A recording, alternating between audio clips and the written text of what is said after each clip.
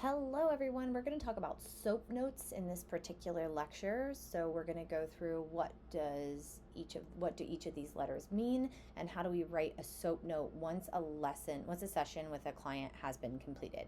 As always, if it is not documented, it didn't happen. So if you don't write about something in your SOAP note, there is no documentation of that taking place. So it is really, really imperative that you are writing what is going on and you are taking really thorough SOAP notes while simultaneously being as concise as possible.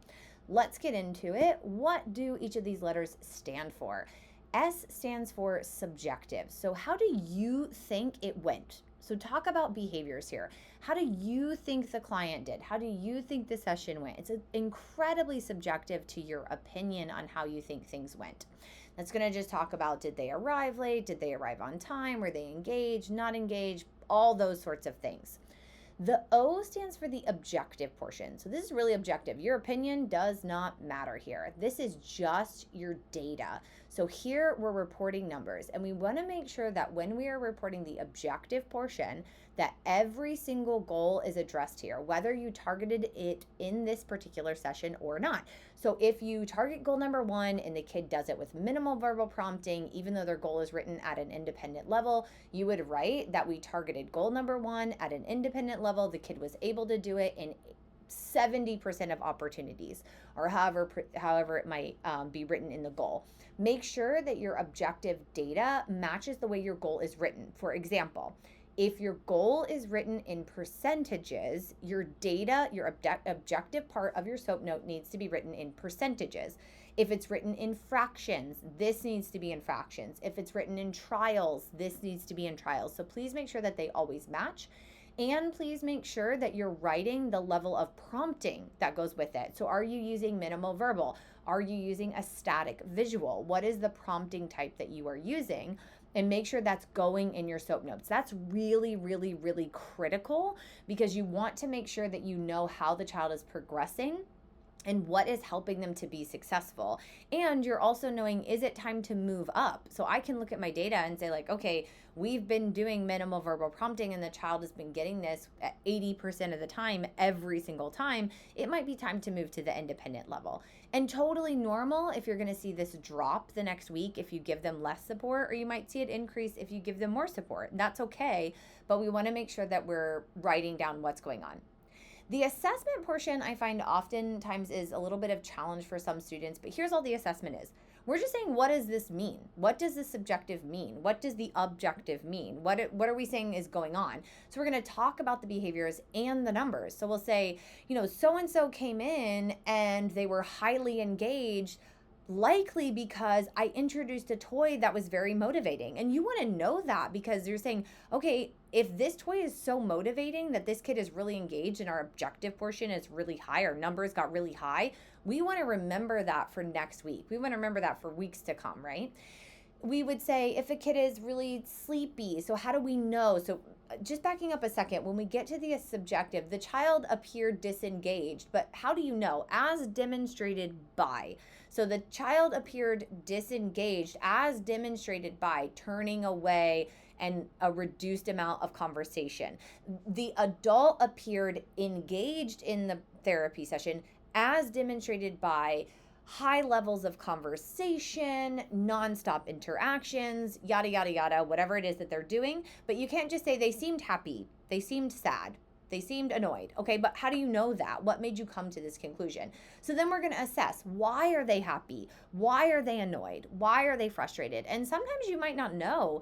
Sometimes you're like, I'm just going to take a clinical guess here, and I'm going to say, maybe they weren't engaged because they were tired based on the yawning and the putting the head down. Or maybe something gets reported to you. Oftentimes with children, parents will report to me if the child is in a good or a bad mood, and they'll tell me why.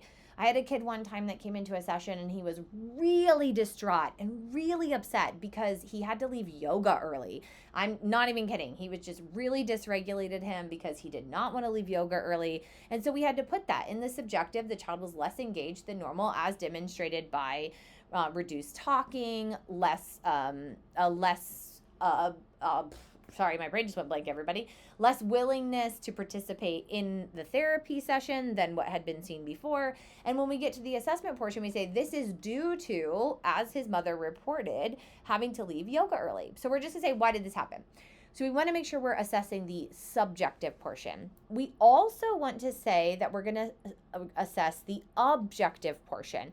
Did the scores increase or decrease from the weeks previously? So we see an increase by 15% due to more support, or we see an increase by 15% due to the fact that I'm a really great clinician and I've been crushing it and I just did a really awesome lesson.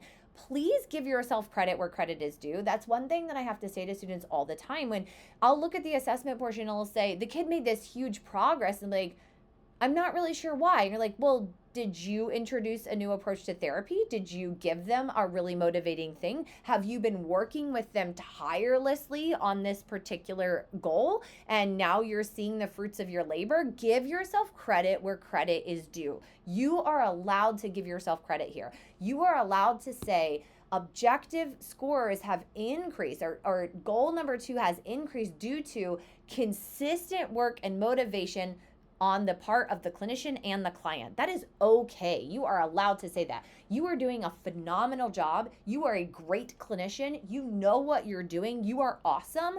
Give yourself credit.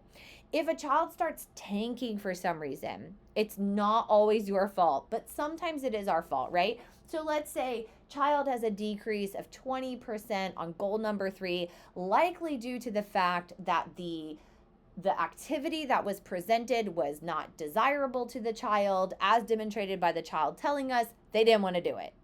Or we saw a decrease by 30% in goal number 1, and this is likely due to the topic that I chose, as demonstrated by my adult client telling me, I don't like talking about this subject matter.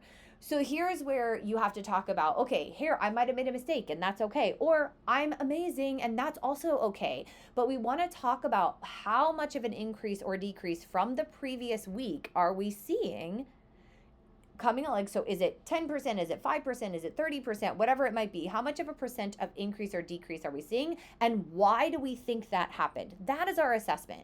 What does it mean? Why do we think this happened? So our assessment needs to be, again, very thorough, but as concise as possible. We want to make these SOAP notes really, really concise. So why is it all happening? And then what's your plan? What are you going to do about it? What are you going to do about this particular subject that our adult client doesn't like, this particular game that our child doesn't like? Well, guess what? If they don't like it, we're not going to do it again. So the plan is to pick a different subject. The plan is to pick a different activity. Or if we're seeing increase because this particular child or this particular adult loved what we presented, well, then in that case, the plan is we're going to do this again. We're going to give this topic or a similar topic or this particular game or this activity, we're going to do this again because this is a really good idea. In the plan section, if we weren't able to get to one of our goals, so let's say we didn't have time for goal number 3, the plan is that we start the next section with goal number 3, right? If you ever have to miss a goal for whatever reason, and sorry, back up just a little, in the assessment, if you don't get to a goal, you need to say why. We didn't get to this goal today and here's why. So the plan next week is to start with that goal to get data. Or if you have a goal that is about to be mastered, here in the plan, you would say here, the plan is to start with this goal because we want to see if we can get that mastered for this particular client. A lot of the times our plan is just going to say continue goals as written. More often than not, that's what's going to happen. With your little bitties, you're going to have more of a plan kind of going on because you're constantly adjusting based on what they like or don't like. And so it's really important that you think about that as well. So little bitties, you might see more of a plan. Adults and kind of your middle schoolers, high schoolers, you're kind of saying the same thing. We're just continuing our goals as written. One other thing for the assessments, what else goes in there is if a goal is met, you would say a goal is met for the first time. A goal is met for the third time. This goal has been mastered. So your plan would be to write a new goal, or your plan would be that we need to identify a new area of deficit, or the plan would be to eliminate that goal, or whatever it might be. But you're always writing, are we meeting goals? Are we not meeting goals? Your plan also could talk about the subjective portion. So you have a kid and you're seeing a pattern over multiple weeks. This is why SOAP notes are so phenomenal. you're seeing a pattern. This kid is coming in really distraught every week. And we know maybe their parent tells us that, hey, the kid's coming in because they're really starting to realize what they're doing here and they're really having a hard time with this. How can we help, right? And so maybe we need to work on some regulation and we need to give the kid some downtime. Or maybe we need to integrate more breaks into the session. Maybe you need to integrate one longer break or mini shorter breaks, whatever is going to work for your kid.